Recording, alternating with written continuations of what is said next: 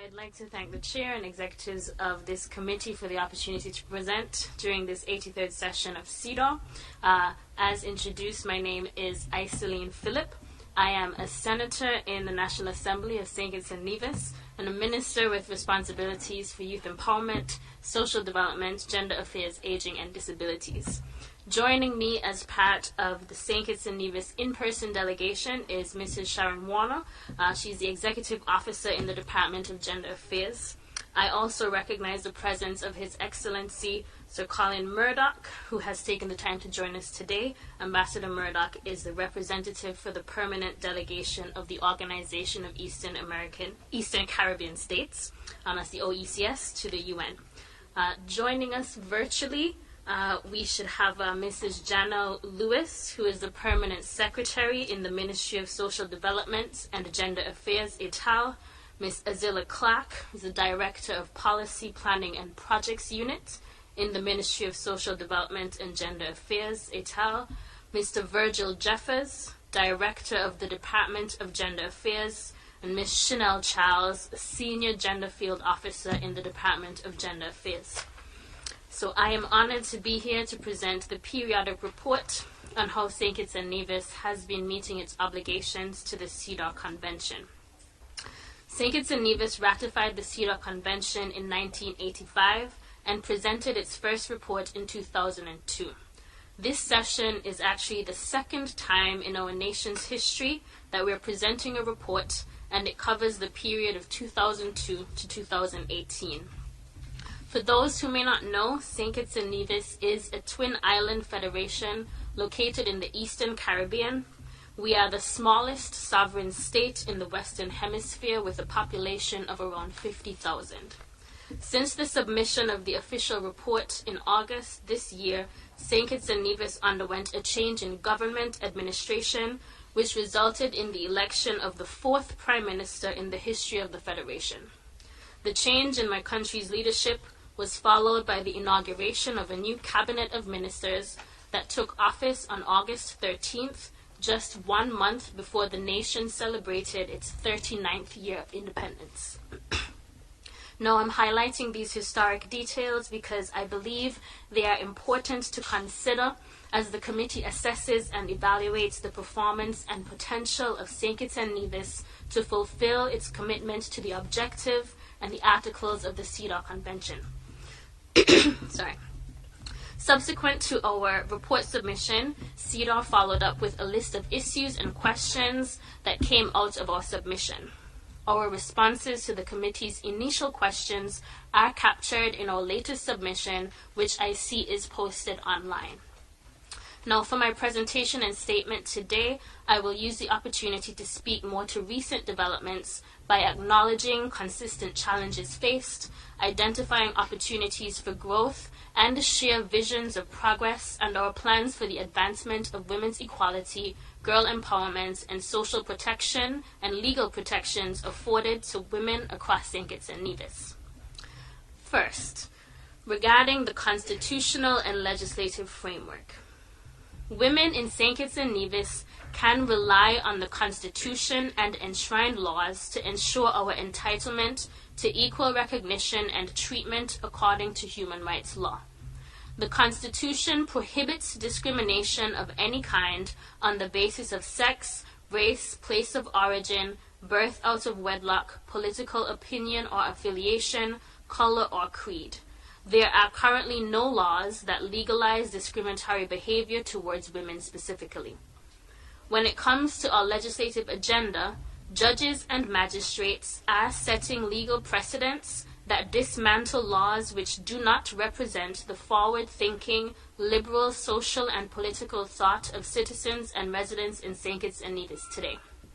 For example, just last month, 2 months ago, on August 29th, the High Court struck down the colonial buggery law, which criminalized same-sex intimacy as well as consensual heterosexual anal sex.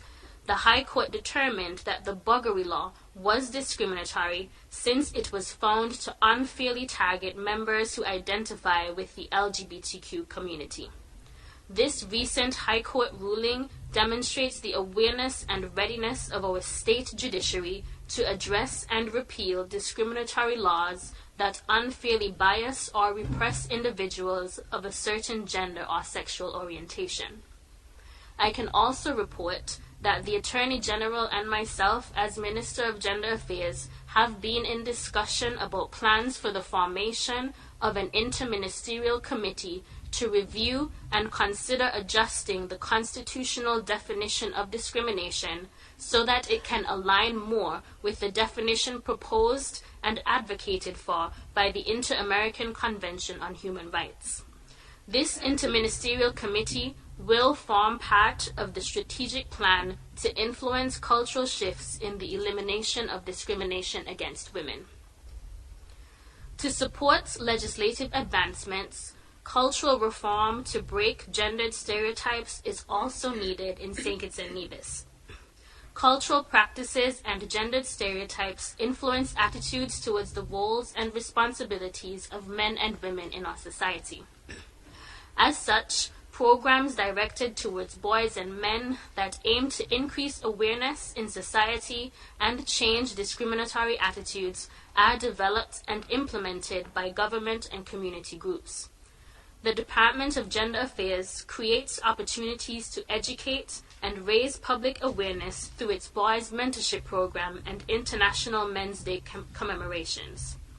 Activities include panel discussions on men's issues and family matters to sensitize and educate men on their rights and responsibilities as men and fathers. The department also hosts cook-off competitions and support groups that promote healthy expressions of masculinity in the domestic sphere to break gender role stereotypes. In relation to gender-based violence and women's access to justice. Gender-based violence in St. Kitts and Nevis continues to be a concern due to its prevalence.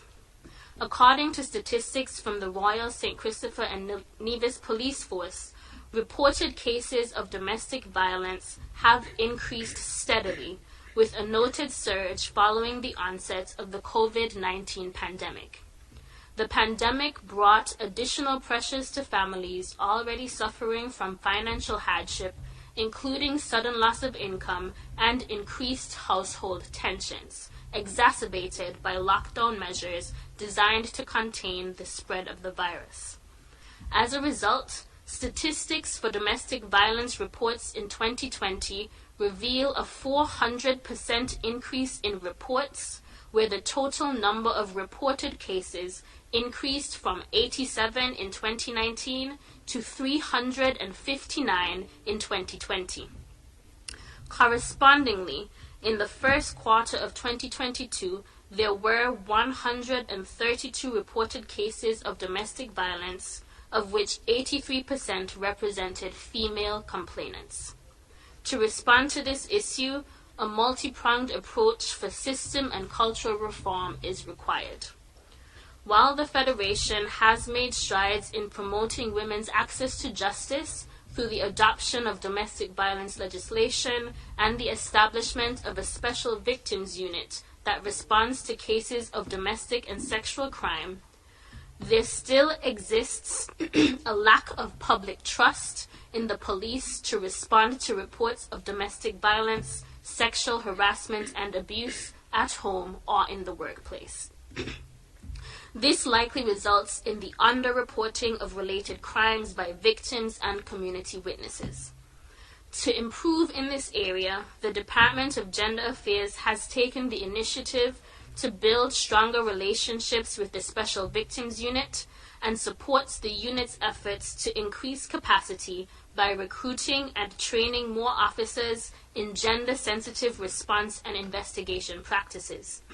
To extend this work, Gender Affairs also plans to build its own staff capacity in order to provide the expertise and curriculum that facilitates consistent and sustainable gender-sensitive training to all police officers as part of mandatory training programs.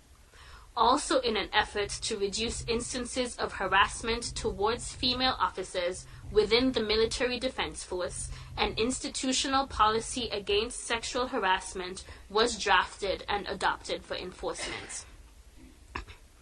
As part of the National Gender Policy Action Plan, gender mainstreaming will be coordinated across government ministries and programming. With the assistance of PAHO, a gender sensitization curriculum was revised for children under the age of 12, and a 3-day gender sensitization training of trainers was delivered to stakeholders in February 2022. 17 persons from various government ministries and NGOs, including school counselors, received this training. The gender-sensitive training curriculum is intended to teach children about appropriate behaviors when it comes to sexual conduct, the importance of consent, and how to recognize and report experiences of molestation, harm, or abuse.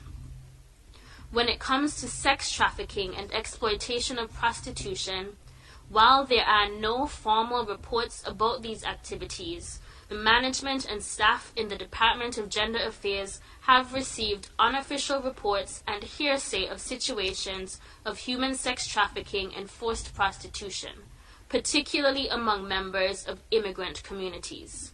Since there have not been any formal reports or clear evidence of such activities, the department and state are not at liberty to act at this time. However, this is a noted area of concern that should be monitored and examined as time unfolds. The Office of Legal Aid is integral in ensuring access to justice in cases where legal representation for survivors may be financially out of reach.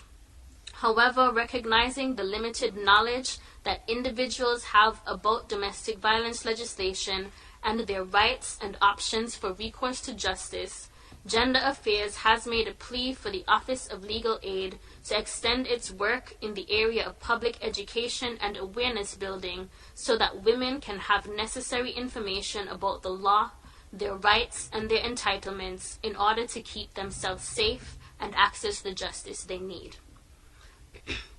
Non-governmental organizations in St. Kitts and Nevis must be mentioned and affirmed for their advocacy in improving the system and providing resources for housing women who attempt to flee abusive homes. In the past few weeks, various NGOs took to the streets calling for compassionate release of a domestic violence survivor who was taken into custody for murdering her alleged abuser during a brawl. This advocacy of NGOs has brought much more attention to the prevalence of gender-based violence and the public's desire for state action and change. While the Department of Gender Affairs works to support victims and survivors by providing and directing them to resources that help them to leave abusive environments and to stay protected, there is still no government-run shelter to house victims fleeing situations of domestic violence in St. Kitts or in Nevis. However, the Ministry of Social Development and Gender Affairs has entered into a memorandum of understanding with a privately run shelter to provide temporary accommodation for women and their children under the age of 5. Faith-based organizations also continue to lend support in temporarily housing victims of domestic violence. The provision of temporary housing or an established women's shelter is part of the Strategic Agenda and Gender Policy Action Plan for government to take a more comprehensive approach in its provision of social protections for women and children who experience violence and abuse. The Department of Gender Affairs also offers short-term rental assistance to women who have left abusive partners and need a boost of economic stimulus to start over and resettle on their own. About women's participation in political and public life. Since the 2022 general election, women's participation in political and public life has seen a marked increase. This year was the first time in the Federation's history that 7 female candidates campaigned for elections federally and locally. Not only does the new cabinet have female representation of 38%, including myself, but the newly appointed Deputy Governor General is a woman who was formerly an elected Member of Parliament and the first female Speaker of the National Assembly. I believe these developments represent a shift in attitudes and culture around women's leadership in politics. NGOs also have a part to play in encouraging, training, and supporting women in this regard. Regional organizations like the Caribbean Women in Leadership, CWIL, and the Women in Politics Leadership Institute, WIPLE, have been instrumental in creating peer networks and facilitating workshops that build confidence and develop leadership competencies for women to participate in public life and take office. Although there are still no laws that mandate quotas for women's representation in political parties or in government, it is positive to note that each political party in St. Kitts and Nevis has either elected or appointed female representation in politics and public life. Since this year's 2022 election, there have been appointments of women as chairpersons on statutory boards, as well as the appointments of women in prominent leadership roles, including press secretary in the Prime Minister's office and the permanent representative to the UN for St. Kitts and Nevis. Appointments of competent women in these roles align with the new Prime Minister's commitment to advancing gender equality and women's empowerment.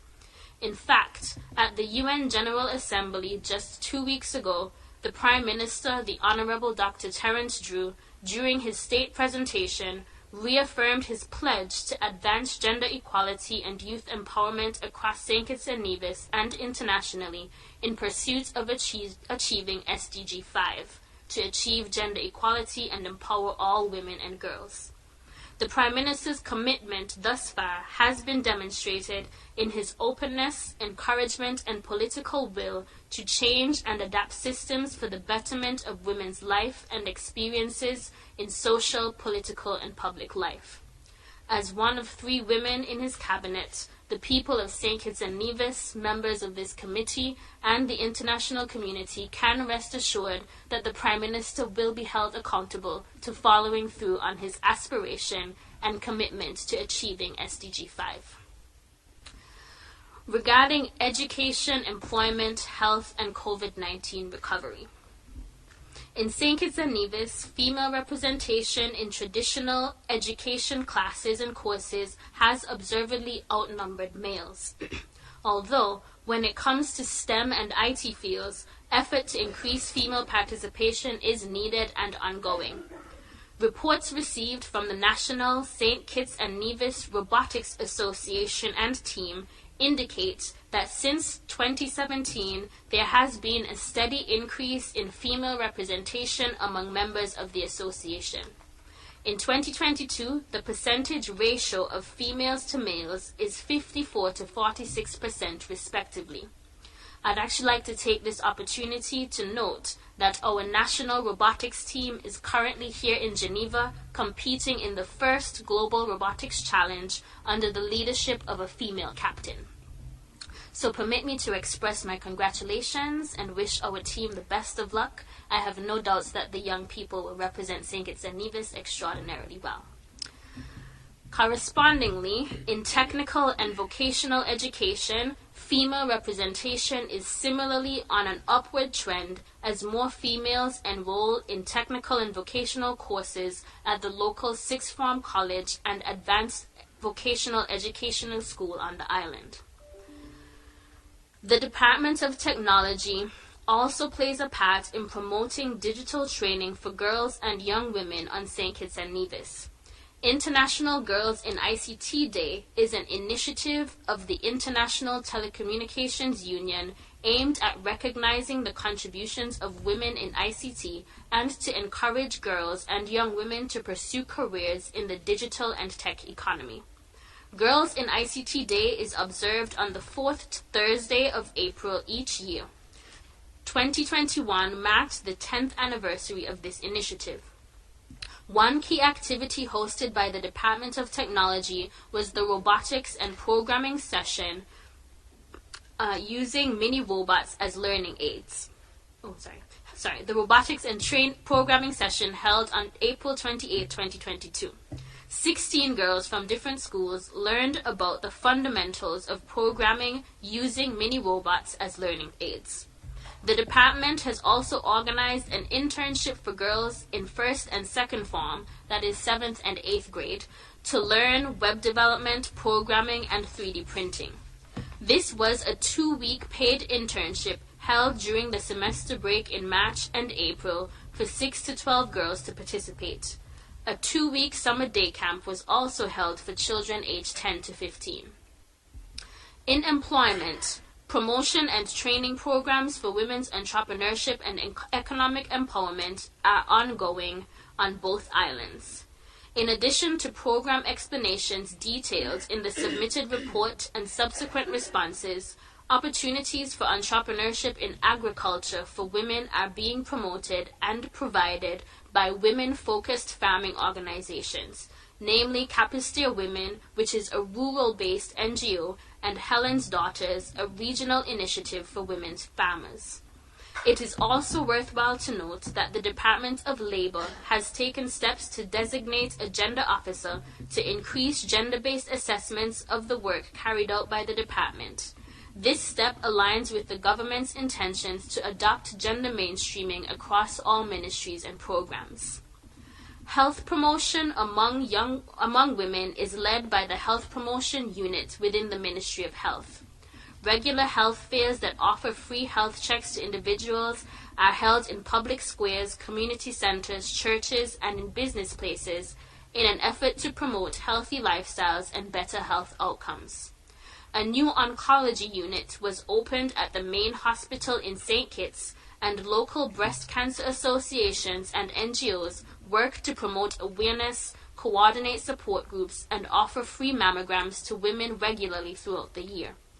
In relation to reproductive health, barrier contraceptives are freely available from the Office of the Ministry of Health and the Youth Department, which partners with the Ministry of Health to spread sexual health education among young girls and boys. The availability of free condom contraceptives, complemented by increased access to sex education through school curriculums and the internet, may be contributing to the declining trend in teen births that is recorded over the past 5 years. Work in this area can increase to become more established and form consistent programming.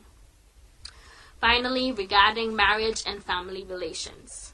The St. Kitts and Nevis National Gender Policy and Action Plan codifies the government's commitment to mainstream gender. The policy highlights culture, family, religion, and mass media as a primary domain of socialization and speaks to strengthening the family as a healthy and cohesive unit to promote the elimination of discrimination and promote gender equality for all. The strategic actions under this tenet are: 1. To promote consistent positive messaging, reinforce all family structures and the principle of equality and shared responsibility in the household maintenance and care work. 2. To reinforce the role of fathers and men as caregivers and homemakers in providing guidance, care, and support for their children's overall well-being and development. 3.